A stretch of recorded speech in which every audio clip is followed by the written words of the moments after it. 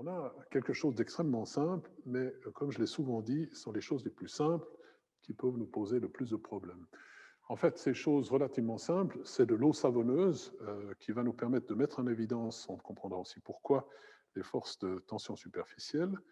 Et puis, on a un petit dispositif, en fait, que je vais essayer de mettre en évidence ici, qui est un fer à cheval. On va le représenter un dessin dans un moment. Et il y a un coulisseau, il y a un petit élément métallique avec deux boucles qui coulissent le long des deux montants, disons, du fer à cheval.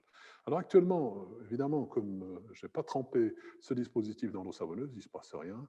Si je cherche à faire quelque chose, la gravité va m'aider à faire tomber cette petite barrette vers le bas, mais si je la laisse horizontale, il ne va rien se passer. Que se passe-t-il? Et là, on espère qu'avec tous les efforts qu'on a faits, la justice soit avec nous. Que se passe-t-il si je crée un ménisque, c'est-à-dire un petit film d'eau savonneuse? Eh bien, je dois exercer une force, je dois tirer sur ce ménisque. Évidemment, je ne vais pas tirer comme un fou, hein, c'est des forces très faibles. Et si je n'exerce pas cette force, on voit que le ménisque d'eau savonneuse a tendance à ramener la barrette vers zéro, comme un ressort, en fait. Elle ramène la barrette vers l'intérieur. Vous voyez que si je lâche ce petit ressort fait en fait d'une pellicule d'eau de savon, on a un effet ressort. Et cet effet ressort, veut dire qu'il faut que j'exerce une force pour étendre le ménisque, sinon il résiste et il ramène le ménisque vers zéro comme un ressort. Vous voyez, là, il est vraiment ramené à zéro. C'est, encore une fois, la preuve de l'existence, d'une force, qui sont les forces de tension superficielle, et du fait que la nature va rechercher comme point de ressort la situation d'énergie minimale, qui est le ressort ramené à zéro, c'est ramené, comprimé, et si je l'étends, elle va toujours faire ce phénomène. Alors, ce phénomène, on va en tirer une valeur, une équation pour les forces de tension superficielle. On peut le mettre en évidence avec deux, trois petits dispositifs rigolos. Je ne sais pas si vous arrivez, j'essaye de vous montrer qu'on a ici comment dire, on a un cercle à l'intérieur duquel il y a un fil.